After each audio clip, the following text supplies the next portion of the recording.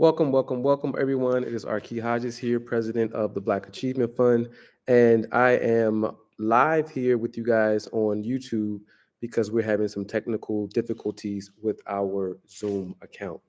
So, this is my first time going directly live through YouTube, and I'm trying to figure out how I share my screen so that I can give you guys a proper info session.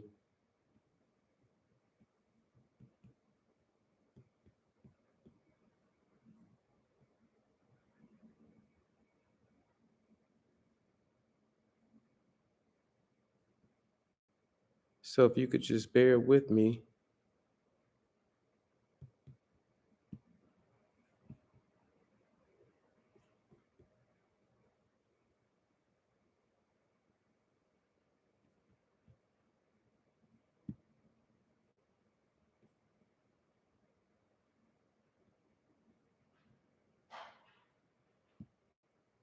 Okay, I think I found it here.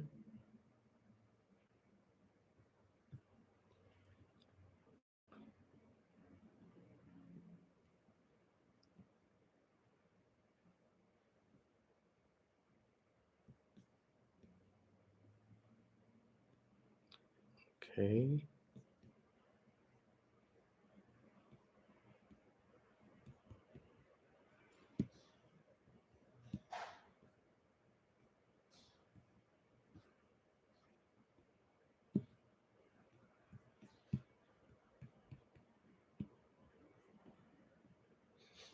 Okay, I think I got it. Welcome, everyone. Sorry for the confusion that we're having today. We're having some technical difficulties with our Zoom channel. So I have to live stream directly from our YouTube channel. So for those of you who may have tried to get on through Zoom, I apologize. Today, we are going to be talking about education again. As you know, we unveiled our Breaking Barriers African American History Series, Volume 1, about a couple months ago. And that volume features 10 extraordinary African American women and men who did some absolutely extraordinary things in history, whom we should all know and learn about. So, based on the success of Volume 1, we have completed Volume 2. And I'm here to tell you, Volume 2 is even more provocative than Volume 1 was in terms of some of the things that the people in Volume 2 did. So let me go ahead and share my screen. Go into introducing our lineup for our Breaking Barriers series, Volume 2.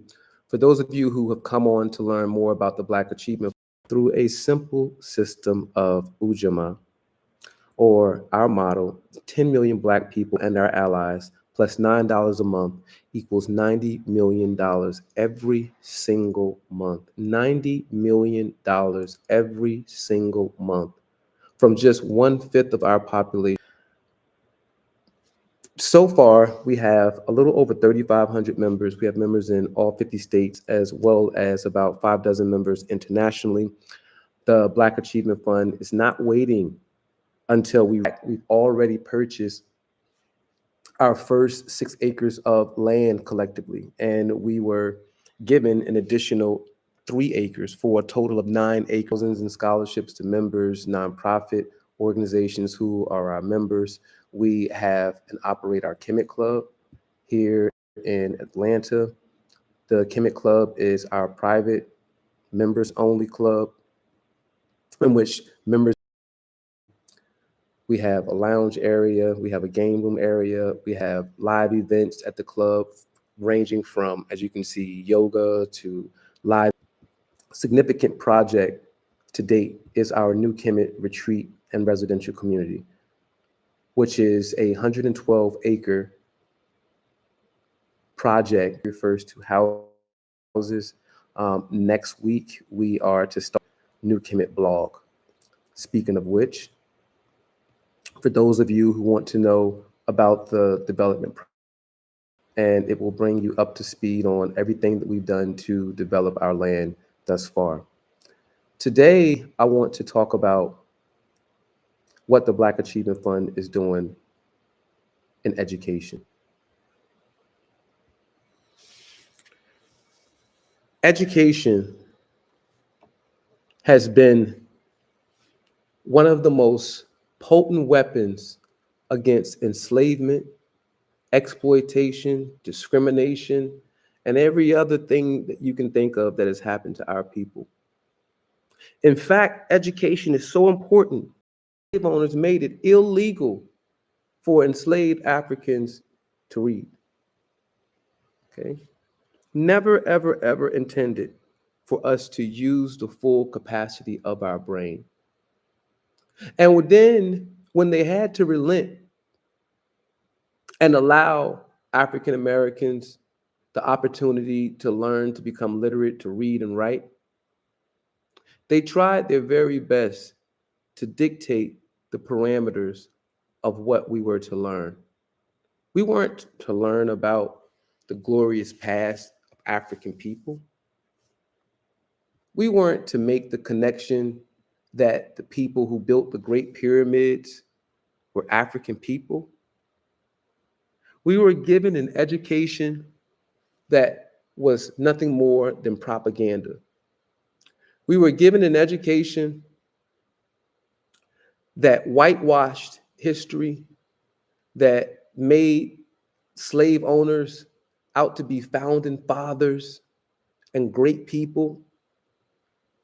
We were introduced to images of ourselves in the form of stereotypes and caricatures. The mammy was born, the pickaninny was born, the coon was born, and all of those other racist images to demean us even after we were freed from enslavement. So, one of the most fundamental things that African people, African Americans have to do in order to become liberated is to take control of Black education. Today, only 4.8% of all public school teachers are Black females, and a little over less than 3% are African American males.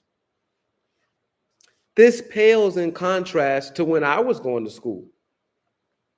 I had the privilege of being educated by so many dedicated Black teachers who circumvented the racist instruction, who circumvented the racism in the textbooks, and told us the truth about who we were, gave us an empowering version of education. We can't take for granted that the same thing is happening today.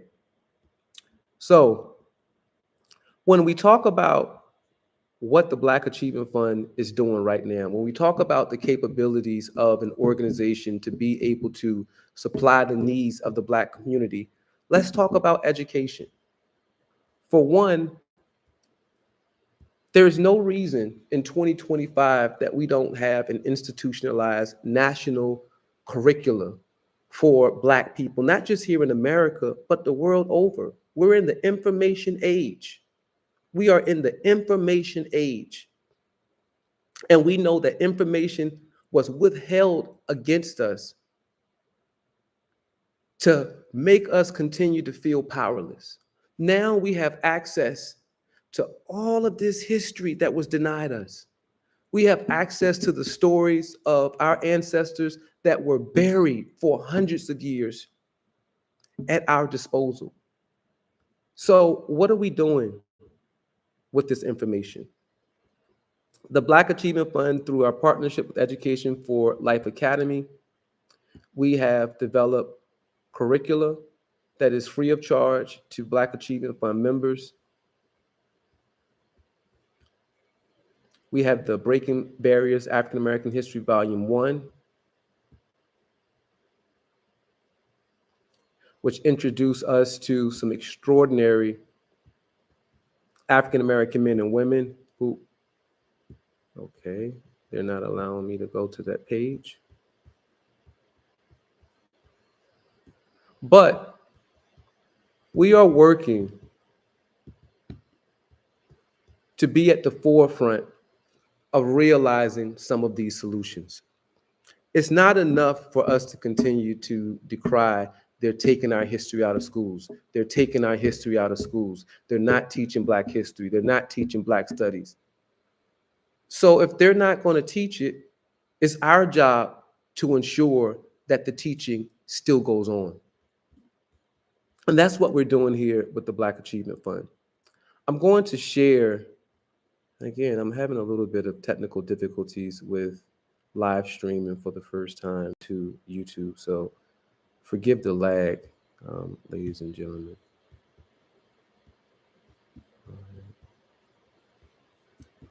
But in stream.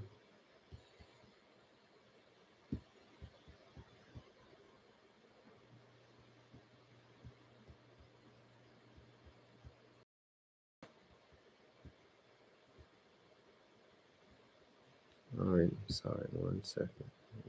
Here we go.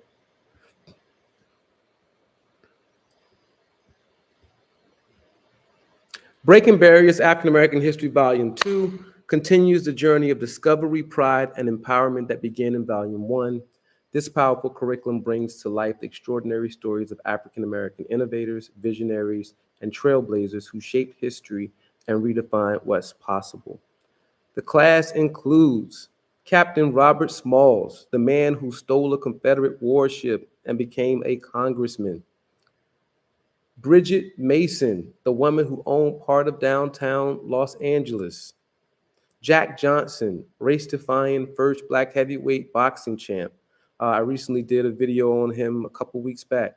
Mary Ellen Pleasant, the hidden millionaire who reshaped civil rights. And I'm actually going to play a clip from this class because once again, some of these people whom I recently discovered myself and the things that they were able to accomplish are absolutely awe-inspiring.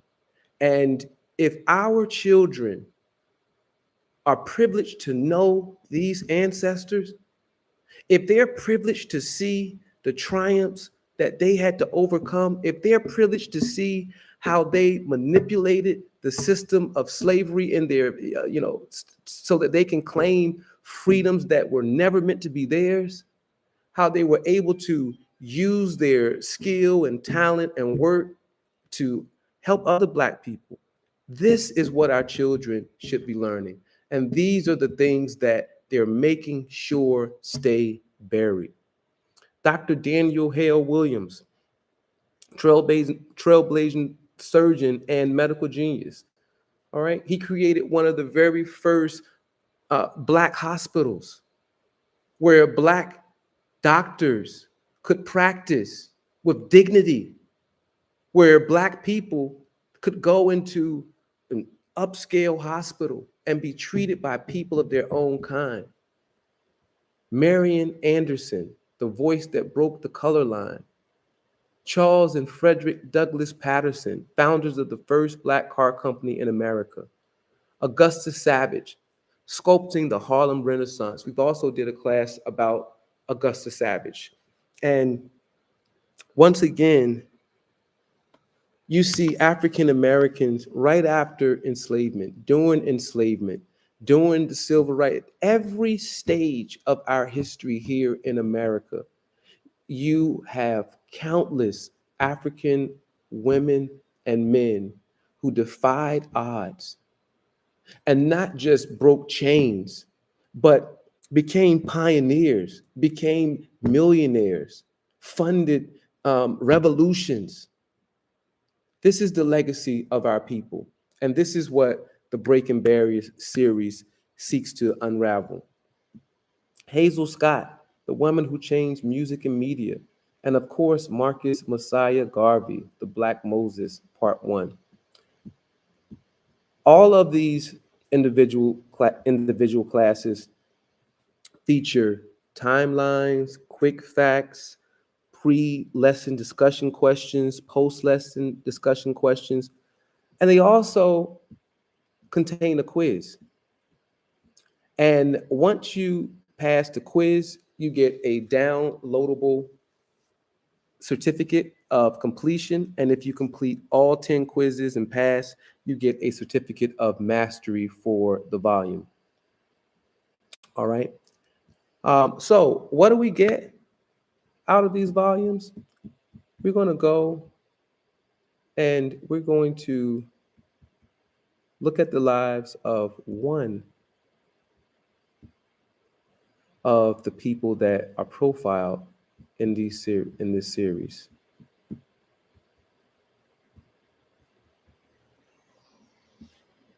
I'm sorry.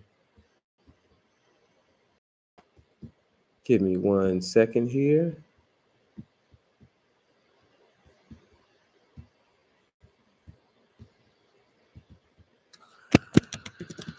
Now, I had never heard of this woman until I started doing this series.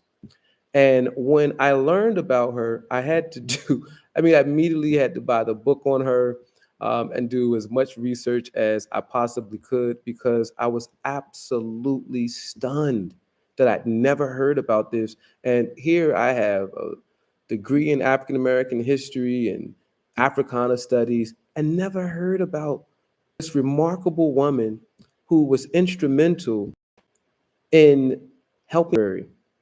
Its connection to Black history or the extraordinary woman who planted them. Hold on 1 second. Welcome back, everybody. So this Black History Month, we're highlighting people who are out there making it. John Ramos introduces us to a woman who proved if you can come to the Bay seeking... Drive past this row of trees in San Francisco, having no idea of its connection to Black history or the extraordinary woman who planted them. Artist Cheryl Darricott was researching eucalyptus trees in San Francisco when she happened upon the smallest park in the city, a tiny 8x10 memorial to a woman she had never heard of, Mary Ellen Pleasant. This stand of 6 eucalyptus trees was actually planted in what would have been her front yard. A former domestic servant, Pleasant arrived from New England at the start of the gold rush with a keen eye for business. And she realized with so many people coming over, it would be a great place for them to settle. And Pleasant opened countless service businesses, boarding houses, brothels, laundries, restaurants. She quietly became a major property owner in the city, but because a Black woman had few rights, everything she purchased was under the names of white business partners. That included Thomas Bell, co-founder of the Bank of California, with whose family she shared the opulent mansion on Octavia Street. Often masquerading as a domestic worker, Pleasant actually had a different distinction. the first millionaire, we believe, the first Black millionaire in the state of California. In fact, she secretly amassed a fortune of $30 million, nearly slavery back east. But as astounding as that may be, Black historian John Templeton says she had another hidden agenda that may have changed the course of the entire nation. Maryland, and she is probably the single most important person in their success. Templeton says Pleasant moved to California not just to generate money, but to help incite a war that would end slavery. She gave $30,000, nearly $1 million today, to abolitionist John Brown to fund his famous attack on Harper's Ferry in West Virginia. Harper's Ferry was a precipitating event for the Civil War. So she specifically caused the thing that led to the Civil War. That changed in 1862 thanks to the moneyed influence of San Francisco, and the wealth of the state suddenly became available to the Union war effort. The deciding factor in the Civil War was California's gold. And the fight against slavery. Yes. This woman, who helped start the war that would end slavery, eventually died penniless, relying on the hospitality of old friends. She lies now in this cemetery in Napa, under a headstone with the inscription Pleasant herself requested. She was a friend of John Brown. But in the city where it all happened, there is a living tribute, the eucalyptus trees she planted, shade provided by a woman who always worked from the shadows. Here you have who is worth 3/4 of $1 billion in the 1800s. And we never heard of her. Here is a woman who funded John Brown's famous raid at Harper's Ferry. And you all know he was there to mount a violent revolution against slavery. He had consulted with many Black leaders from the Underground Railroad, abolitionist movement, and all the way on the West Coast, 3,000 miles away, somehow, Mary Ellen Pleasant was able to not only communicate with John Brown, but supply him with the capital necessary to plan his raid. And as a historian there mentioned, the failed resurrection of John Brown, the failed revolution of John Brown was one of the precipitating factors of the Civil War. It became increasingly volatile to be able to maintain slavery without the prospect that a violent war was going to happen that we wouldn't have any control of. And here, a quiet Black woman. And one of the great things that I learned about her was she understood how invisible Black people were. She learned that very early on. So she found that I could masquerade as a servant and listen in on some of the most important business conversations being had. And that's precisely what she did.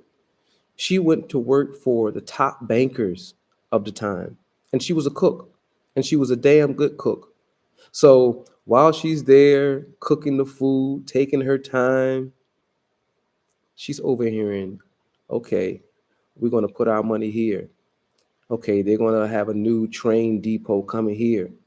And she's taking notes, and she's taking her capital, and she's quietly investing with white people who were working with her on the Underground Railroad. She couldn't hold this amount of wealth as a Black woman during the time. So she was forced to have most of her holdings in white businessmen's name. Even white women couldn't amass this amount of wealth at this time. And because of that, she actually married one of the men who was in control of a lot of her money to guarantee that once they died, she would get something. But as you guys heard, once Thomas Bell, one of her biggest business partners, died, his wife was able to successfully win the estate and the money that she had tied with Thomas Bell. But she was able to, in her lifetime, move from being enslaved to becoming not only wealthy, but one of the most sought after politicians on behalf of Black people and the secret funder of one of the most controversial moments in the anti-slavery movement. And this is Mary Ellen Pleasant. Another remarkable thing that surfaces over and over and over again in these stories is the fact that many of these individuals are very fair-skinned and could pass as white. But so many said, no, no, no, no, no, no, no, no, no. I got Black blood in me. And by your definition, one drop of Black blood makes me African and therefore to be enslaved. I'm going to ensure that I fight on behalf of African people despite my damn near white appearance. I'm going to use this damn near white appearance to infiltrate your spaces and help African people. And that is a remarkable decision to make for someone who could have had it easy. Who could have had it easy But you see over and over and over and over again, our people are choosing to fight, are choosing to keep themselves in the fight. So the Breaking Barriers curriculum, you're going to encounter 10 more stories of Black people who did some absolutely extraordinary things. All right. And I want to say, when I'm looking at the climate that we're in right now, as a historian, I've watched white people, racist white people, I should say. Not, I've watched racist white people work since Barack Obama got elected. Since Barack Obama got elected, to erase Black history from the school books, to erase Black history from all types of curricula, to defund programs that benefit African American students. And our response has been nothing. When I started looking at the protests against the conservative push for African American history and African American studies to be taken out, the people who I see protesting are white people. The people that I see in the streets are white people. We have to act like our history actually cares. I mean, actually matters to us. And by doing that, it's simply making sure that people in our history stay alive. How do we do that? If we know that we can't rely on someone else, then we have to develop these things ourselves. And that's what we're doing with the Black Achievement Fund.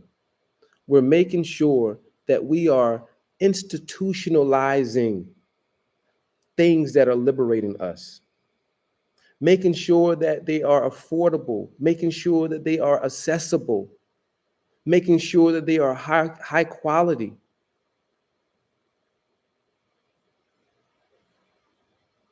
The Black Achievement Fund, we have for our plan for educational liberation of our people, in the first year of full operation, meaning we got our 10 million people, we've allocated 200 million of that $1 billion towards our education department.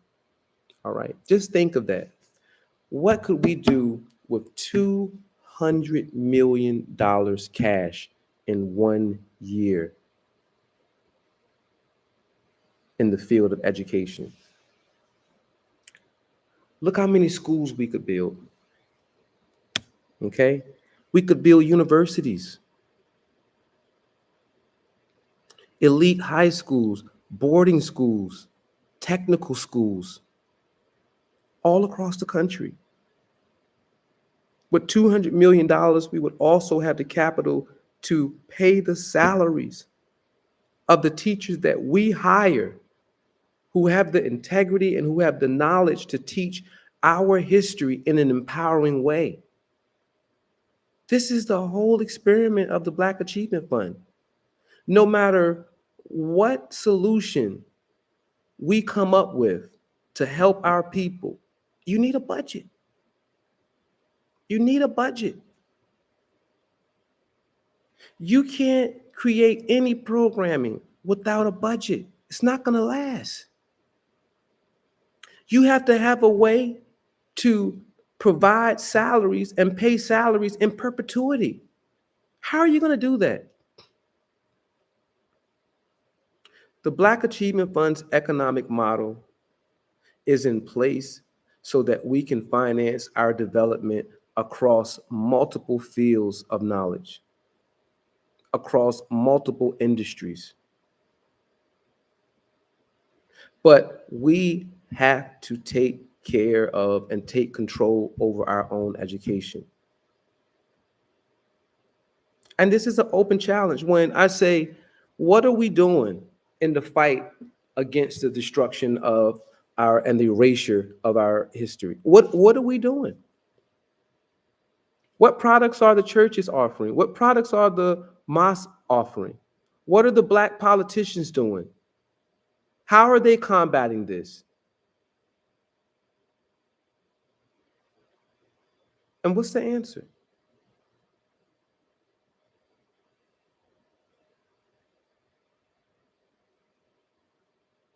No one is stepping up and doing the actual work.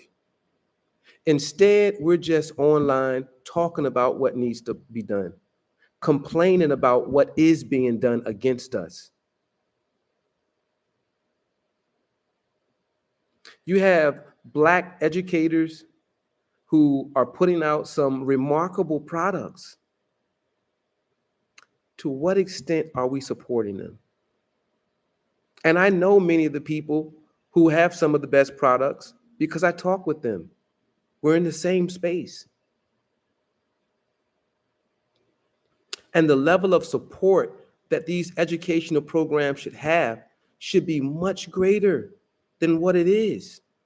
Because if we don't support when our scholars put together curriculum, then those scholars have to find alternative work. They can't keep doing this if no one is willing to pay.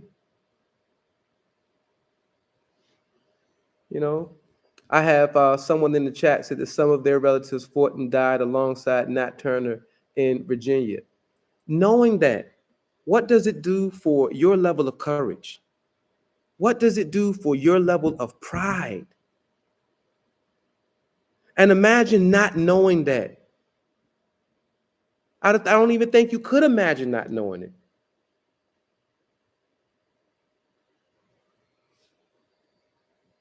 Someone's talking about descendants being old, our descendants being, or her descendants are owed reparations in 2025. You're right. All of us are owed reparations.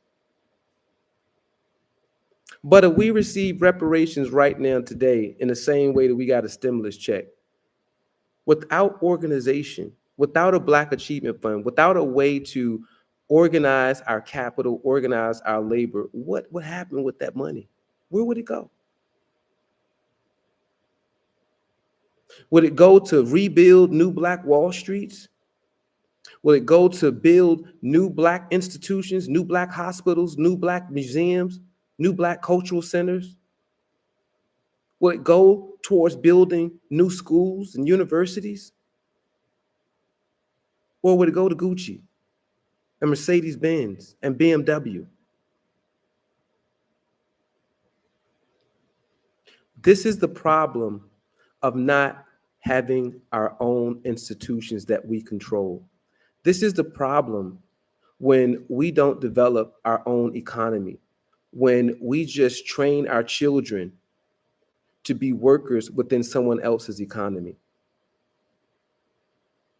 Through the Black Achievement Fund, through $9 a month, not only are we able to generate the capital to finance our own development, but we're also able to make countless millionaires, individual millionaires.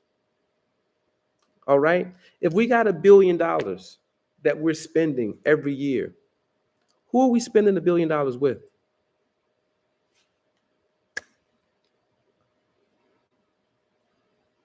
Who does the United States of America spend the countless billions and billions and billions of dollars that they spend in the defense industry alone? They're almost at $1 trillion a year for the defense budget. The government doesn't make any weapons.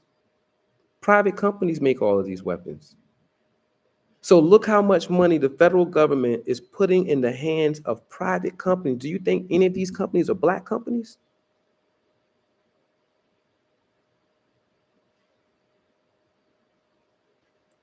The United States of America brought in $4.3 trillion last year from taxing its people. How much of that do you think went into the coffers of Black businesses? And how much of that do you think went into the coffers of white businesses? We have to understand that in order for us to come up, we have to move beyond the narrow thinking that someone is going to steal pennies from us. We have an opportunity to create a pool of wealth that will allow us to create all of the institutions that we claim we need for ourselves, that will enable us to employ our own children when we claim that we need to be in a position to employ our own children. There is no way that African people, African American people, are going to continue to rise without pooling our own capital for our own development. We've seen in one presidential administration, we've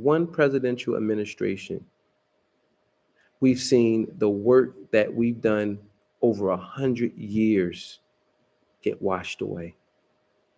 In one presidential administration.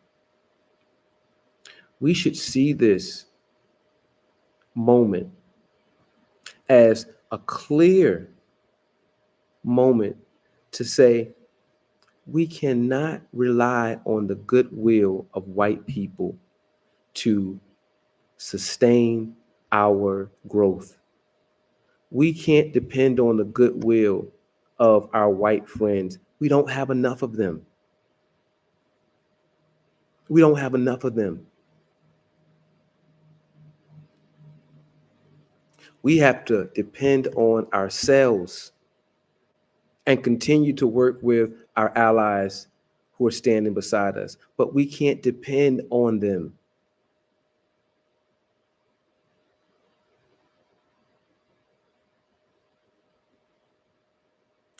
The Breaking Barriers African American Education Series features 20 people. 20 people that many of you may have never even heard about. And many of them that you have heard about, how much do you really know about them? So I want to challenge all of you out there. If you are a member of the Black Achievement Fund, you got volume 1 for free. Okay? For free. Each of these individuals you learn about, there's a quiz. Take the quiz, challenge yourself. If you really know so much about your history, challenge yourself. Teach the class to someone else. But I promise you, how we build consciousness, how we create more warriors for the cause, is by exposing people and introducing them to the history that they've never learned, introducing them to people who have done remarkable things to inspire our children, to get them to understand that we are great despite all efforts to keep us down. And when you see story after story after story after story after story after story after story of Black brilliance, Black resiliency, of white cruelty, what do you think is happening within that individual?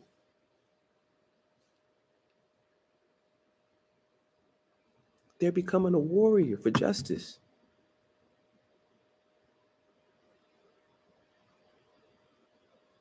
All of the people that they're studying, they are absorbing their spirits. They are absorbing their wisdom. And those ancestors become a part of you. They become a part of your DNA. They become a part of your fighting force. They become a part of your aura.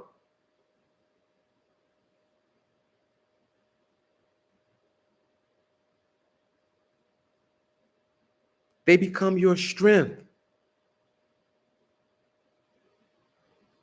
When I'm down and I'm like, man, when are people going to finally turn around and start joining the Black Achievement Fund en masse? I think about how hard it was for our ancestors to overcome the things that they did.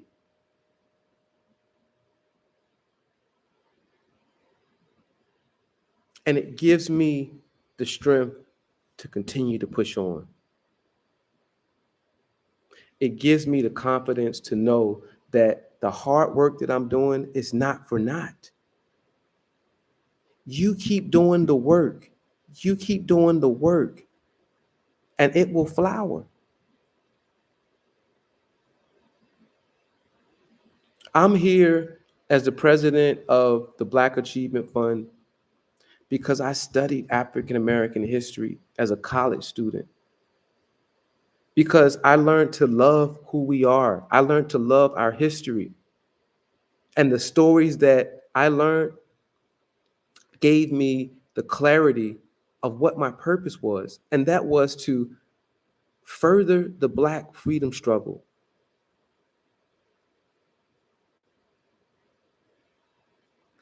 Help us achieve Black economic independence. A component of the Black freedom struggle that we've never, ever been able to accomplish. This is the mission of the Black Achievement Fund: to create an organization capable of directing the affairs of our people so that we could rebuild the Black Wall Streets, rebuild the Wilmingtons, rebuild the Rosewoods, rebuild the Bowleys, rebuild all of these successful all Black towns that we celebrate today as part of Black history. Why can't we do it again? And I say to you, even as we think about who leads our community, how can you be a leader in the Black community if you're not leading us to buy land? If you're not leading us to create new Black cities where we control the mayors, we control the police departments, we control the court system. If you are not leading Black people to be economically independent, to be as free as possible from our former slave masters, if you're not leading us in these directions, what are you doing? We need to question our leadership. We need to demand more of our leadership.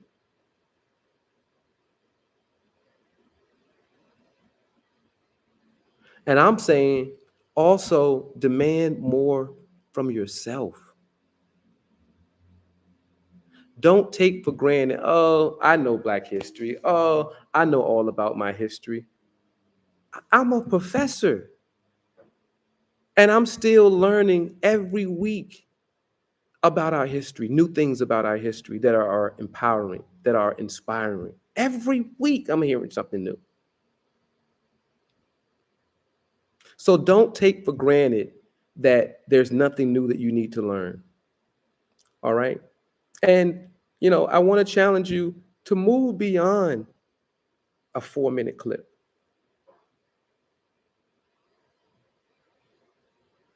Mary Ellen Pleasant, she wrote an autobiography. What did she say about her life?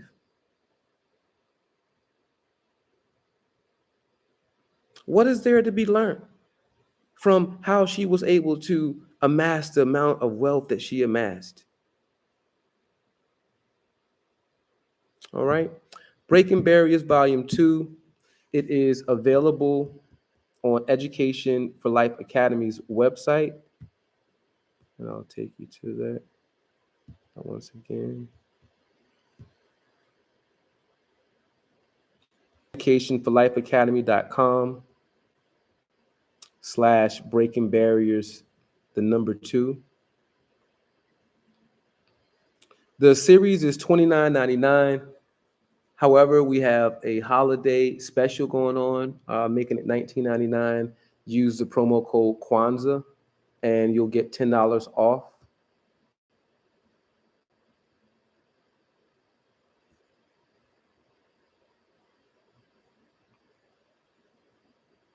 All right. This is how it'll show up. Oh, something went wrong.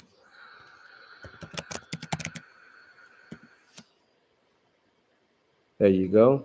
And as you see, $10 will be taken off. We also have a opportunity for individuals to sell the curriculum and make money off of selling the curriculum. All right. Our sales program allows you to earn $10 for every curriculum that you sell. And if you're interested in selling the curriculum, simply click on the register button and fill out the registration form. And we will contact you and provide you with a personal promo code that will allow us to know every time that you sell one of our curricula. All right. So if you want to earn some extra money for the holidays, if you want your kids to earn some extra money, but it's a great opportunity to fulfill two missions, and that is to share and spread information about our history and earn some extra income at the same time. All right. So if you're interested in doing that, all of this is found on our Education for Life Academy website. And that's education for FOR, not the number, lifeacademy.com. And our Standing on the Shoulders of Giants African History curriculum is under revision. It should be complete within the next 2 weeks. I know several of you have been asking me when it's going to be back up, but we wanted to refresh it. There has been a lot more primary source evidence that has come out about a lot of things. So we're really making the curriculum that much more better than what it already was. So give us a couple more weeks and we'll be finished with that as well. All right. I'm going to get ready to get off of here. Let's see, read some of the comments. All right. For those of you who are Black Achievement Fund members, please sign up for our Kwanzaa. All right. We need people to present during our Kwanzaa presentation. And it doesn't have to be anything elaborate, but if you know any way in which you can show that we're practicing or observing one of the 7 principles of Kwanzaa, be there to share it, whether it is a video, an article about something unique that we're doing that you read about. If you have some original material, if you want to perform something, if you are a musician, if you are spoken word artist or anything like that, but please contact us, info@baf.solutions. We also have a registration sign-up sheet that's going around on our email as well.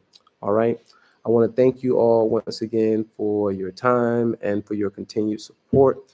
We will be giving you an update on our new Kemet real estate development pretty soon. We're going to be framing those A-frames. Hopefully everything goes well this week, and I'll be able to give you an update on the framing on Monday. All right. Thank you, guys. Love you all.